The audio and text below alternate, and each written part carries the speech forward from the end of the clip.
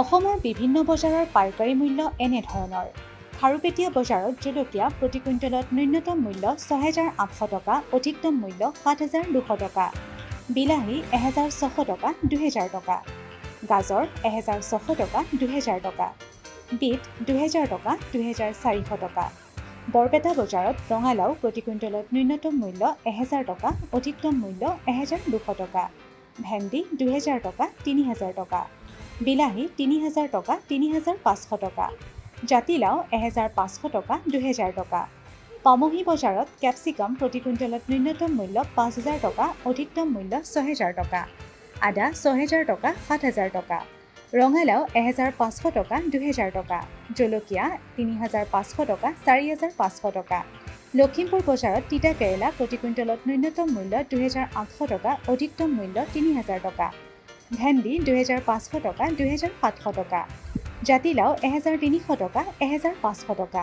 Capsicum ২,০০০ টকা, ২,৪০০ টকা।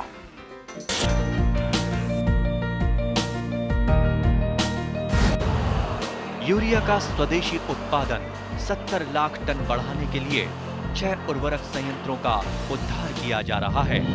FCIL के गोरखपुर, सिंदरी, तलचर और रामागुंडम संयंत्र, HFCL की बरौनी इकाई और BVFCL की नामरू फोर्थ। सोने पर सुहागा ये है कि देश में अब बनेगा सिर्फ नीम लेपित यूरिया, क्योंकि इससे होगा किसानों का फायदा ही फायदा। अनाज का उत्पादन 10% तक बढ़ेगा। बढ़ेगी 10 से 15% नाइट्रोजन क्षमता।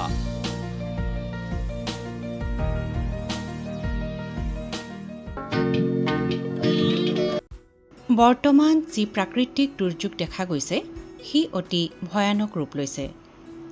প্ৰকৃতিৰ ৰক্ষণাবেক্ষণ দিবলৈ সকলোৱে অন্তঃকৰণেৰে প্ৰয়োজনীয় কাম কৰিব লাগিব।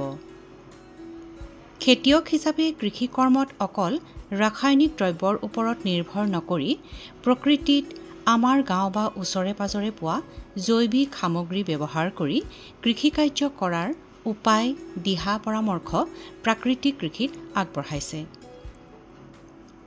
এইখিনি কৰিবলৈ কৃষকৰ মাজত সজাগতা অনাৰ প্ৰয়োজন আছে। কৃষকসকলে কৃষিত ৰাসায়নিক দ্ৰব্য ব্যৱহাৰৰ কুফলৰ কথা চিন্তা কৰি কিছু পৰিমাণে হ'লেও প্ৰাকৃতিক কৃষিৰ পদ্ধতি অৱলম্বন কৰিলে আগন্তুক দিনত প্ৰাকৃতিক কৃষিয়ে প্ৰসাৰতা লাভ কৰিব। গতিকে আহক প্ৰথমতে প্ৰাকৃতিক কৃষি সম্বন্ধে অসম আৰু অৰুণাচল প্ৰদেশৰ বাবে প্ৰাকৃতিক কৃষি আৰু জৈৱিক কৃষিৰ পৰামৰ্শদাতা শ্ৰী দাদুল দাসে কি কয় শুনো। আমি সকলোৱে গম পাওঁ যে ভাৰতবৰ্ষখন এখন কৃষি প্ৰধান দেশ আৰু সেইকাৰণে সংস্কৃতত বহুত ধুনীয়াকৈ কোৱা আছে যে কৃষি নিমিত্তম ৰাষ্ট্ৰম, ঋষি নিমিত্তম ৰাষ্ট্ৰম। আমাৰ দেশখন কৃষি আৰু ঋষিৰে নিৰ্মাণ কৰা দেশ। সেইকাৰণে আমাৰ যদি ভাৰতীয় সংস্কৃতি আৰু সভ্যতাত চাওঁ তেতিয়াহ'লে আমি দেখা পাম যে আমি ভগৱান বলৰামক আমি নাঙলৰ প্ৰতীক হিচাপে তেখেতক আমি চাওঁ কৃষিৰ ক্ষেত্ৰত। আৰু যদি আমি ৰজাসকললৈ চাওঁ তেতিয়াহ'লে আমি জনক ৰজাক দেখা পাওঁ আৰু জনক ৰজাক সেইকাৰণে আমাৰ সভ্যতাত ৰাজৰ্ষি জনক বুলি কৈছিলে যে ৰজা হৈও তেওঁ ঋষি আছিলে। তেখেতে কৃষি কৰিছিলে আৰু কৃষিৰ মাধ্যমেৰে আমাৰ সংস্কৃতিটোক বিকশিত কৰাত সহায় কৰিছিলে। আৰু এই বৰ্তমান সময়ত প্ৰাকৃতিক কৃষি গুৰুত্বপূৰ্ণ হৈ পৰিছে। আমি যিহেতু দেখা পাইছোঁ যে আমি যিখিনি বস্তু এতিয়া উৎপাদিত সামগ্ৰী আমি বজাৰত দেখিছোঁ সকলো ৰাসায়নিকভাৱে উৎপাদিত। আমাৰ অৱধাৰণা তেনেকৈ হয় আৰু সেইখিনিৰ পৰা আমাৰ বেমাৰ আজাৰ বেছিকৈ হোৱাৰ নিচিনা আমাৰ অৱধাৰণা হয়। আৰু প্ৰাকৃতিক কৃষি মূল কথাটো হ'ল যে আমাৰ জৈৱ বৈচিত্ৰতা বজাই ৰাখিব লাগে আৰু আমাৰ মাটিৰ যিটো উৰ্বৰতা শক্তি আছে যাতে সেইটো শক্তিটো নষ্ট নহয়। আৰু ছইল পলিউশ্যন, ৱাটাৰ পলিউশ্যন আৰু এয়াৰ পলিউশ্যনৰ পৰা বচাই ৰখাত প্ৰাকৃতিক কৃষিয়ে গুৰুত্বপূৰ্ণ ভূমিকা আগবঢ়াইছে। আৰু আমাৰ এই ঠাইটোত আমাৰ ভাৰতবৰ্ষৰ নিচিনা এখন দেশত আৰু বিশেষকৈ উত্তৰ পূৰ্বাঞ্চলত প্ৰাকৃতিক কৃষিৰ বিষয়ে আমাৰ কৃষকসকলক শিকাবলগীয়া বিশেষকৈ নাথাকে। তথাপিতো বৰ্তমান সময়টো যিটো আহি পৰিছে এই সময়খিনি ৰাসায়নিক কৃষিৰ যিটো পয়োভৰ সেইটো বেছি হৈছে কাৰণে চৰকাৰৰ লগতে বিভিন্ন অনুষ্ঠানসমূহে যিবিলাক আমাৰ থলুৱা অনুষ্ঠান আছে সেইবিলাকেও প্ৰাকৃতিক কৃষিৰ ওপৰত গুৰুত্বপূৰ্ণ ভূমিকা লৈ কাম কৰিছে। আৰু প্ৰকৃতি থাকিলেহে আমি জীয়াই থাকিম, সেই মূল যিটো অৱধাৰণা আছে সেইটো লৈ আমি ভাৰতবৰ্ষৰখন সংস্কৃতি আগবাঢ়িছে আৰু সেই সংস্কৃতিক আমি লৈ যাব লাগিব। সেই উদ্দেশ্য আগত ৰাখি প্ৰাকৃতিক কৃষিৰ যিটো বৰ্তমান সময়ত প্ৰয়োজনীয়তা আছে সেইটো সকলোৱে বুজি উঠিছে আৰু কৃষকসকলে তেনেধৰণে সেই কামখিনি আগবঢ়াই লৈ যাবৰ কাৰণে আমিও অহোপৰসাৰ্থ কৰি চেষ্টা কৰিছোঁ। প্ৰাকৃতিক কৃষি বুলি ক'লে আমি আচলতে যেতিয়া আমি প্ৰকৃতিটো নষ্ট নকৰাকৈ যিটো কৰা কৃষি, একদম সাধাৰণভাৱে আমি বুজিব গ'লে প্ৰকৃতিক নষ্ট নকৰাকৈ কৰাৰ যিটো ব্যৱস্থা আছে, যেনেকৈ আমি প্ৰাকৃতিক কৃষি বুলি ক'লে আমাৰ মাটিটো আমি হাল নোবোৱাকৈ লগাব লাগে। হাল বালেই আমাৰ গম পাওঁ যে আমি আমাৰ মাটিত যিবিলাক পোক পৰুৱা থাকে বা বিভিন্ন খনিজ পদাৰ্থসমূহ থাকে বা আমাৰ বেক্টেৰিয়াবিলাক থাকে, এইবোৰ হাল বালেও কিছুমান সময়ত মৰি যায় বুলি এনেকুৱা অৱধাৰণা আছে। আৰু সেইকাৰণে আমাৰ মাটিটো কষ্ট নিদিয়াকৈ বা প্ৰকৃতিটো কষ্ট নিদিয়াকৈ আমি যিটো কৃষি কৰিব পৰা যায় সেই ব্যৱস্থাটোক প্ৰাকৃতিক কৃষি বুলি কয়। আৰু জৈৱিক কৃষি বুলি ক'লে যিটো আমি আজি অলপ দিনৰ আগত আমি অৰ্গেনিক ফাৰ্মিং খুব কথাটো শুনি আছিলোঁ, আৰু লাহে লাহে নেচাৰেল ফাৰ্মিঙলৈ পৰিৱৰ্তন হৈছে।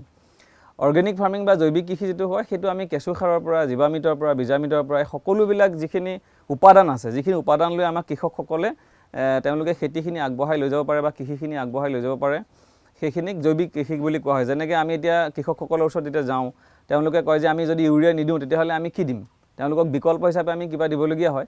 আৰু যদি তেওঁলোকে ইউৰিয়া নিদিয়ে তেতিয়াহ'লে তেওঁলোকে জীৱামৃত ব্যৱহাৰ কৰিব পাৰে, কেঁচু সাৰ ব্যৱহাৰ কৰিব পাৰে বা আমাৰ কম্পোষ্ট সাৰ ব্যৱহাৰ কৰিব পাৰে। তেনেকুৱা ধৰণৰ যিবিলাক আমি বনাব পৰা উপাদান আছে, আমাৰ ঘৰতে তৈয়াৰ হোৱা যিখিনি ইনগ্ৰিডিয়েণ্টছৰ পৰা আমাৰ সাৰ প্ৰস্তুত কৰিব পৰা যায় আৰু সেইখিনিৰ মাধ্যমে কৃষি আগবঢ়াব পৰা যায়, সেইখিনিক আমি জৈৱিক কৃষি বুলি অভিহিত কৰা হৈছে।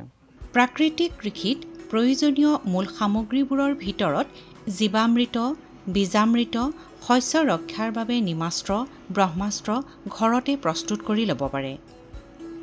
এই সামগ্ৰীবোৰৰ ভিতৰত প্ৰথমে জীৱামৃত প্ৰস্তুত প্ৰণালীৰ বিষয়ে ওদালগুৰি জিলাৰ খৈৰাবাৰীৰ প্ৰাকৃতিক কৃষিকৰ্মী শ্ৰী সৌৰভ দত্তই এনেদৰে কয়। প্ৰাকৃতিক কৃষি কৰিব গ'লে জিৰ' বা ইনভেষ্টত হয়, ঘৰৰ পিছফালে যিখিনি আপোনাৰ বস্তিৰ পিছফালে যিবিলাক ধৰক আপোনাৰ গছ গছনি আছে, যিবিলাকক সচৰাচৰ আপোনাৰ গৰুই নাখায় বা ছাগলীয়ে নাখায়, তো এনেকুৱা ধৰণৰ বস্তু আপুনি কম্প'ষ্ট কৰি পেলাই এই বস্তুবিলাক কৰা যায়। যেনেকৈ প্ৰথম হৈছে আপোনাৰ জীৱামৃত বুলি কওঁ। এতিয়া জীৱামৃত এতিয়া কেনেকৈ বনায়, বুলি ক'লে বুজিব গ'লে আমাক 10 কেজি আপোনাৰ গোবৰ লাগিব, 10 লিটাৰ গৰুৰ পেচাব লাগিব, আপোনাৰ 1 কেজি বেচন লাগিব, 1 কেজি গুড় লাগিব আৰু বটগছৰ তলৰ মাটি 1 পোৱা বা আধা কিলো হ'লে হয়। তো বটগছৰ তলৰ কিয় মাটি লাগে, যিহেতু আমি জীৱামৃত বনাব গৈ আছোঁ। তো জীৱামৃত পথাৰত যিহেতু আপোনাৰ আমি এই বস্তুটো কম্প'ষ্ট কৰি পেলাই যিহেতু খেতিত পঠাম, খেতিত দিবৰ আগতে আপোনাৰ জীৱৰ অনুজীৱ আমি সৃষ্টি কৰিব লাগিব। সেইটো কাৰণে বটগছৰ তলৰ মাটি লোৱা যায়, তাতে বহুত সংখ্যক অনুজীৱ থাকে। আৰু তাৰ লগতে আমি ইয়াত কি দিলোঁ, আপুনি বেচন দিলোঁ, বেচন প্ৰটিনৰ কাম কৰে। আৰু যিটো গুড় মিঠাই দিছোঁ, কিয় দিলোঁ, গুড় মিঠাইটো জীৱামৃতটো যিবিলাক অনুজীৱ সেইবিলাক বঢ়াবৰ কাৰণে আমি এই বস্তুটো ব্যৱহাৰ কৰিছোঁ। তো এনেকৈ আমি 7 দিনৰ ভিতৰত বস্তুটো বনাব পাৰোঁ। এতিয়া ধৰক এইটো এটা আমি এনেকৈ পাত্ৰ এটা ল'লোঁ, এইটো 20 লিটাৰ ধৰিলোঁ।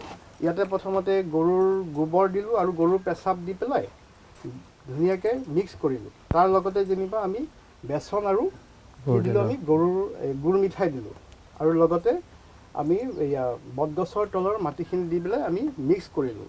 ধৰক এনেকুৱা ধৰণৰ হ'ব লাগিব, আপোনালোকে ধৰক সত্যনাৰায়ণ পূজাৰ ভোগ খাই পাইছে, তো সেই ভোগৰ নিচিনা একদম সম্পূৰ্ণ মিশ্ৰণ হ'ব লাগিব। মিশ্ৰণ হোৱাৰ পিছত আমি এখন সূতাৰ কাপোৰেৰে 7 দিন ঢাকি ৰাখিম। আৰু দিনত ৰাতিপুৱা এবাৰ গধূলি এবাৰ আমি ক্লক ৱাইজ আমি এই লাঠিৰে এনেকৈ এডাল লাঠিৰে এনেকৈ সোমাই কেনে আমি ক্লক ৱাইজ আমি ঘূৰাই থাকিম, এবাৰ ৰাতিপুৱা এবাৰ সন্ধিয়া। তো এইটো কিয় কৰোঁ, এইটো কৰিলে আমি যেতিয়া ঘূৰাম, এই ঘূৰালে অক্সিজেনটো সোমাই যাব। কাৰণ যিহেতু আমি অনুজীৱৰ সৃষ্টি কৰি আছোঁ, ইয়াতে কৰোৰ জীৱ সৃষ্টি কৰি আছোঁ। এনেইতো বিজ্ঞানীয়ে ধৰি লৈছে 1 গ্ৰাম, এয়া যদি 1 গ্ৰাম গোবৰ থাকে, এই 1 গ্ৰামত আপোনাৰ 1 লাখ কৰোৰ জীৱাণু ইয়াতে আছে। ইয়াৰ লগত যেতিয়া আমি গোবৰ আৰু বেচন আৰু আমি গুড় মিঠাই দিম, তেতিয়া কৰোৰ লাখ কৰোৰ আমি অনুজীৱৰ সৃষ্টি কৰিম। তো সেইটোৰ কাৰণে আৰু এই বস্তু 7 দিন পিছত আমি 100 লিটাৰ বা 200 লিটাৰ পানী দি পেলাই আমি খেতিত আমি ছটিয়াই দিওঁ। এই বস্তুটো ফৰ্মুলাটো হৈছে আপোনাৰ 3 বিঘাৰ কাৰণে। আপোনালোকে যদি বেছি কৰিব বিচাৰে তেতিয়া পৰিমাণটো বেছি হৈ যাব। এইটো হৈছে আপোনাৰ প্ৰথম হৈছে জীৱামৃত। জীৱামৃতৰ ব্যৱহাৰ সম্পৰ্কে শ্ৰী সৌৰভ দত্ত আৰু শ্ৰী দাদুল দাসে কি কৈছে শুনো। প্ৰয়োগটো আমি 100 লিটাৰ ইয়াত পানী ঢালিলোঁ। এই বস্তুখিনি মিক্স 7 দিনৰ পিছত ঢালি পেলাই আমি এনেকুৱা এটা মগ ল'ম। এই মগেৰে 100 লিটাৰ যি পানী থাকিব সেইটো আমি ধৰি আপোনাৰ পথাৰত ছটিয়াই দিম। আৰু তাৰপিছত আমি যেতিয়া হাল মাৰোঁ তেতিয়া বস্তুটো মিক্স হৈ যাব। তো সেনেকৈ আমি ছটিয়াব পাৰোঁ। কিন্তু আমি যদি মেচিন ব্যৱহাৰ কৰোঁ, ধৰক স্প্ৰে মেচিন, তেতিয়াহ'লে আমাৰ গধুৰটো ফচি যাব। তো সেইটো কাৰণে আমি মগেৰে ছটিয়াম। এই 10 কেজি যিটো ক'লোঁ সেইটো 3 বিঘা মাটিৰ কাৰণে প্ৰযোজ্য হয়।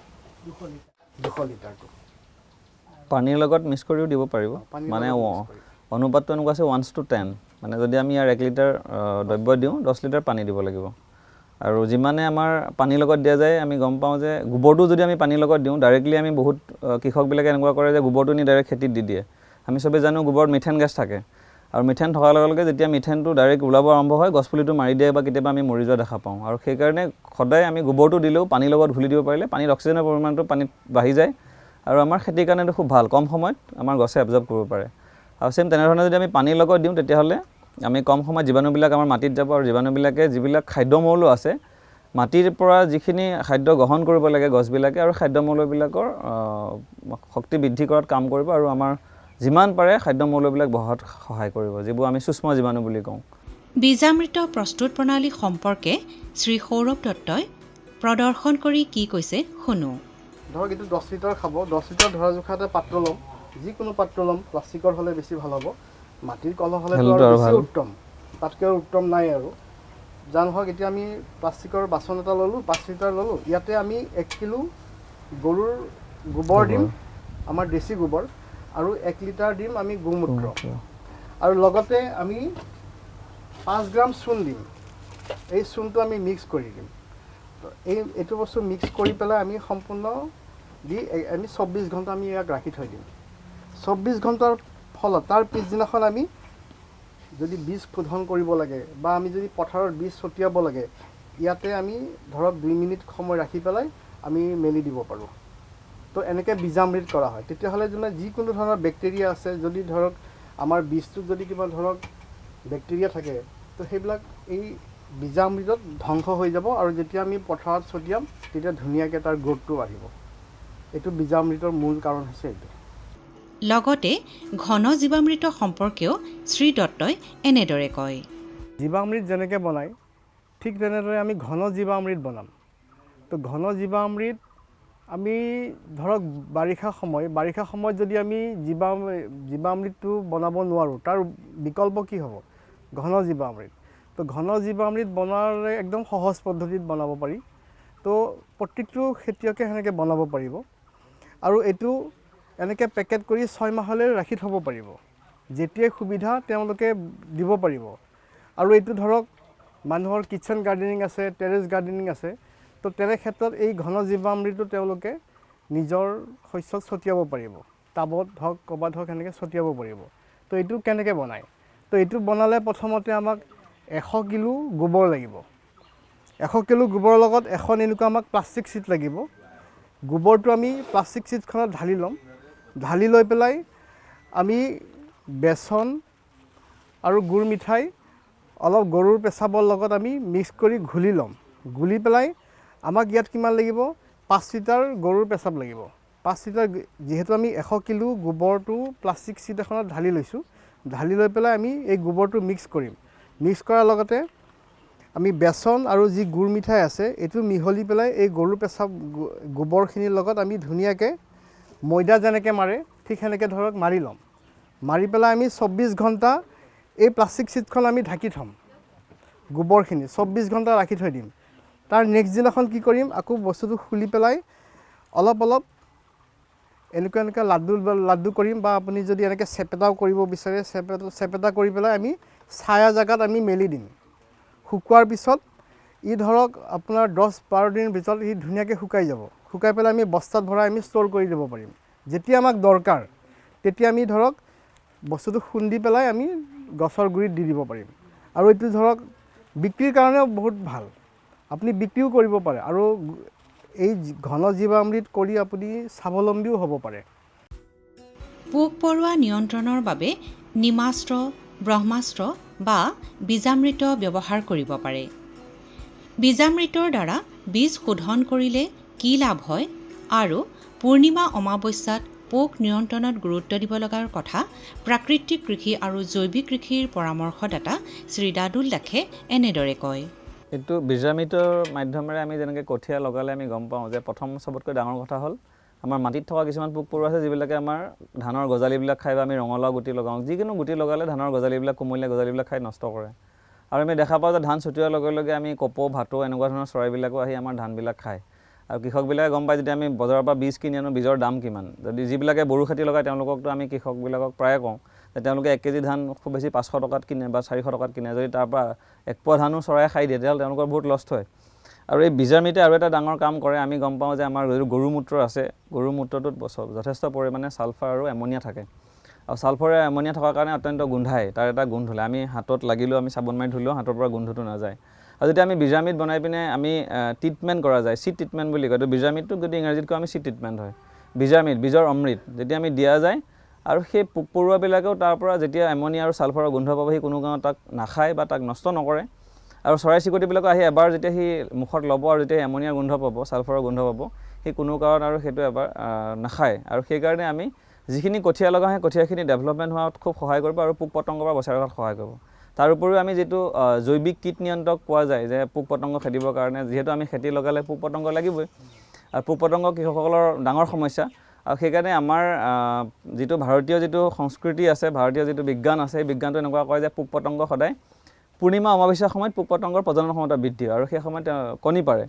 আৰু আমি সেইকাৰণে কৃষকসকলক প্ৰাকৃতিকভাৱে কৰিলে কোৱা যায় যে আপোনালোকে এই কথাটো মেইনটেইন কৰিব। আমি যেনেকৈ আগতে কওঁ পূৰ্ণিমা হ'লে হাল বাব নালাগে, অমাৱস্যা হ'লে মাটিত হাল বাব নালাগে, গছৰ পৰা ফল ছিঙিব নালাগে, এনেকুৱা যিটো বিজ্ঞান আছে সেইটো আমাৰ সঁচাকৈ তাত বিজ্ঞান আছে। যিহেতু পোক পতংগৰ প্ৰজনন ক্ষমতা বৃদ্ধি হয়, তেওঁলোকে কণী পাৰে আৰু এটা পোকে যদি মিনিমাম 2000 পৰা 3000 কণী পাৰে, আমাৰ গোটেই খেতিৰ শস্যখিনিত সিমানখিনি পোক পতংগ হ'ব পাৰে। সেইকাৰণে সেইটো সময়ত আমি যিটো ব্ৰহ্মাস্ত্ৰ আছে বা নিমাস্ত্ৰ আছে বা জৈৱিক কীটনাশক ব্যৱস্থা আছে, ইয়াৰ মাধ্যমেৰে আমি যিবিলাক গছৰ পাত গৰু ছাগলীয়ে নাখায়, যেনেকৈ নিম আছে, ধতুৰা আছে, কৰঞ্জ আছে, আমাৰ পচতীয়া আছে, সীতাফলৰ পাত আছে, অমিতাৰ পাত আছে, এনেকুৱা পাতবিলাকক আমি যিবিলাক গৰু ছাগলীয়ে নাখায় সেইবিলাক পাতটো আমি পিচি গুৰুমূত্ৰৰ লগত আমি তাক মিনিমাম 7 দিনৰ পৰা 8 দিন সময় ৰাখি তাৰপৰা যিবিলাক মেডিচিনেল কণ্টেণ্ট আছে মেডিচিনেল কণ্টেণ্টবিলাক যাতে গুৰুমূত্ৰৰ লগত এক্সট্ৰেক্ট হৈ ওলাই যায়, তাৰপিছত আমি তাক দ্ৰব্য হিচাপে বনাই সেইটো আমি অগ্নিস্ত্ৰ বা ব্ৰহ্মাস্ত্ৰ হিচাপে আমি ব্যৱহাৰ কৰিলে ইয়াৰ পৰা বহুত ফল পোৱা যাব। আৰু পোক পতংগ বিশেষকৈ নিম পাতৰ, আমি চবেই জানো নিমটো আমাৰ ঔষধি হয়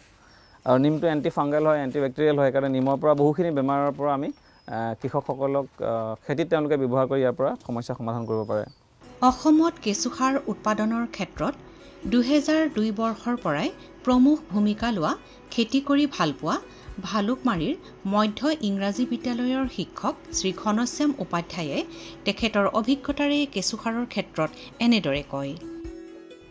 মই বৰ্তমান শিক্ষক হওঁ, কিন্তু শিক্ষক হোৱাৰ আগতে মোৰ পৰিচয়টো হ'ল কৃষক। এতিয়াও যদি কোনোবাই সোধে মই প্ৰথমে শিক্ষকতকৈ মই কৃষক ক'বলৈ মই বেছি ভাল লাগে, যিহেতু মই এই 1987 চনৰ পৰাই কৃষিৰ লগত জড়িত। যেতিয়া মই হায়াৰ ছেকেণ্ডাৰী পাছ কৰিলোঁ, হায়াৰ ছেকেণ্ডাৰী পাছ কৰাৰ লগে লগে তেতিয়া এই ৰাসায়নিক সাৰৰ বিপ্লৱ এটা আহিছিলে। তেতিয়া মানুহে ৰাসায়নিক সাৰ ব্যৱহাৰ কৰা নাছিলে, চৰকাৰৰ ফালৰ পৰা বিনামূলীয়াকৈ ৰাসায়নিক সাৰ বিতৰণ কৰিছিলে।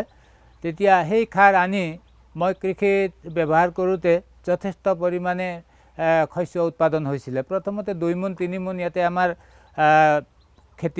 ধান খেতি উৎপাদন হৈছিলে। সেইখিনি সময়ত এই নতুনকৈ আইজোং ধান আহিছিলে, আইজোং ধানৰ লগত ৰাসায়নিক সাৰ দিয়াৰ লগে লগে 15-20 মোন ধান উৎপাদন হ'বলৈ সক্ষম হৈছিলে। কিন্তু লাহেকৈ যেতিয়া মানে উৎপাদন বাঢ়ি থাকোঁতে কি হ'ল, এই মানুহৰ প্ৰতি মানে মাটিৰ উৎপাদনটো আকৌ কমি যাব ধৰিলে। তেতিয়া বিভিন্ন মানে গৱেষকসকলে গৱেষণা কৰি ক'লে, পাঞ্জাৱ হাৰিয়ানাৰ বৈজ্ঞানিকসকলে তেতিয়া তাতে প্ৰথমতে ক'লে যে এই ৰাসায়নিক সাৰে মাটিত এটা লেয়াৰ সৃষ্টি কৰিব, যিটো মানে অম্ল এটা বাঢ়ি যায়, সেইকাৰণে ৰাসায়নিক সাৰ ব্যৱহাৰ কৰিব নালাগে, কমাব লাগে। ঠিক সেই সময়তে 2001 চনত এতিয়া মই কৰিলোঁ কি, যেনেকৈ জৈৱিক সাৰৰ ওপৰত গুৰুত্ব দি ৰাসায়নিক সাৰটো বাদ দি জৈৱিক সাৰত মই গুৰুত্ব দিব ধৰিলোঁ, বেছিকৈ গোবৰ দিবলৈ ধৰিলোঁ। তেতিয়া 2001 চনত এই আমাৰ শান্তি সম্প্ৰীতি সপ্তাহত এতিয়া কেঁচুসাৰৰ বিষয়ে এটা সভাত উত্থাপন কৰিছিলে আমাৰ তেতিয়াৰ এডিঅ' ছাৰ উদ্ধৱ ডেকা ছাৰে। তেতিয়া সেই কথাটোৰ প্ৰতি মোৰ মানে কেঁচুৰ পৰা কেঁচুখাৰ বনাব পাৰি সেই কথা মানে আহি ৰাতি টোপনি নহ'ল। পিছদিনা ৰাতিপুৱাই তেওঁৰ ঘৰত গৈ মই বুজি লৈ তাৰপিছত মই জানিলোঁ অৱশ্যে তেওঁ মোক সহায় কৰিলে।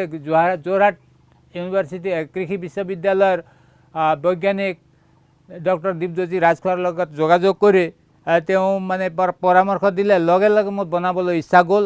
আহিয়ে মই এই আগষ্ট মাহৰ এই প্ৰশিক্ষণ আছিল, মই ছেপ্টেম্বৰতে সেই বনাই উঠিলোঁ। তেতিয়াৰ পৰা মই 2001 চনৰ পৰাই এতিয়া এই কেঁচুখাৰ বনাই আছোঁ, ৰাইজে মানে লৈ গৈ আছে। এৰী পালন কৰি লাভৱান হোৱা ওদালগুৰি জিলাৰ ডুমডুমা গাঁৱৰ এৰী পালক শ্ৰীমতী বৈজন্তীবালা বসুমতাৰীয়ে মহিলাসকলক ইয়াৰ বাবে বহুতো উৎসাহিত কাম কৰি আহিছে। গতিকে আহক শ্ৰীমতী বসুমতাৰীয়ে নিজৰ অভিজ্ঞতাৰে কি কয় শুনো। মই এজনী পলু পালক হয়। পলু পালন কৰি মই ঘৰখন বৰ্তমান চলি আছোঁ। পলু পালন কৰিও আমি মহিলাসকলে ঘৰ চলাই নিব পাৰোঁ সহজতে। কিয়নো আমি 1 বিঘা মাটি যদি এৰী পলু পালনৰ গছ পুলি লগাই লওঁ, গছটো আমি সেই গছৰ পাতটো বছৰত 3 বাৰ খুৱাব পাৰোঁ। পলুটো আমি এনেকুৱা মাহতে ইয়াৰ ফলটো পাব পাৰোঁ আমি। পলুটো সৰুৰ পৰা পালন কৰি 15 দিনত পকি যায়। পকাৰ পিছত এই বাহা চাহা গুচাই পলু বিক্ৰী কৰা সময়লৈকে 30 দিনত আমাৰ হৈ যায়। 1 বিঘা মাটিত আমি 1000 টকা খৰচ কৰি পলুটো যদি পালোঁ, প্ৰায় 30 দিনৰ ভিতৰত আমি 25,000 পৰা 30,000 ইনকাম কৰিব পাৰোঁ। যদি আমি 1000 ঠাইত বেছিকৈ যদি ইনভেষ্ট কৰিব পাৰোঁ, তেনে আমি 30 দিনত বহুত ইনকাম কৰিব পাৰোঁ। যেনেকৈ গাহৰি পালন কৰিলে আমি 6 মাহ ৰখিব লাগে, খৰচটো আমাৰ বেছি হৈ যায়। আৰু মাজতে বেমাৰ আহিলে বেমাৰত মৰিলে আমাৰ বহুত মানে লোকচান হৈ যায়। পলুটো পালন কৰোঁতে আমাৰ 3000 খৰচ কৰিলে আমি 60,000 ধৰিব পাৰোঁ। আশা কৰা হৈছে কৃষকসকলে প্ৰাকৃতিক কৃষিৰ লগতে জৈৱিক কৃষিটো গুৰুত্ব দি জীৱামৃত, বীজামৃত, নিমাস্ত্ৰ, ব্ৰহ্মাস্ত্ৰ, অমৃতপানী আদি নিজে প্ৰস্তুত কৰি ব্যৱহাৰ কৰি ৰাসায়নিক দ্ৰব্য ব্যৱহাৰ কমোৱাৰ ক্ষেত্ৰত অৰিহণা যোগাব। किसान भाइयों गांठ बांध लो, गांठ बांध लो। बहुत बहुत है काम की, समृद्धि के पैगाम की। मिट्टी के मिजाज को समझो, मिट्टी के हर राज को समझो। मिट्टी की तुम जांच कराओ, मुफ्त सॉइल हेल्थ कार्ड ले जाओ। कभी मुनासिब बीज लगाओ, सही किस्म की खाद ले आओ। जितनी जरूरी उतनी डालो, सही मात्रा खुद पहचानो। इसको अपना मंत्र बना लो, मिट्टी की सेहत तो जानो। बात बहुत है काम की, कम लागत अधिक वरदान की। किसान भाइयों गांठ बांध लो। आज ही मिट्टी की जांच कराएं। राज्य सरकार के कृषि अधिकारी से संपर्क करें और मुफ्त में सॉइल हेल्थ कार्ड पाएं। कृषि और किसान कल्याण मंत्रालय द्वारा किसान हित में जारी। আপোনালোকে যদি বেছি কৰিব বিচাৰে তেতিয়া পৰিমাণটো বেছি হৈ যাব। এইটো হৈছে আপোনাৰ প্ৰথম হৈছে জীৱামৃত।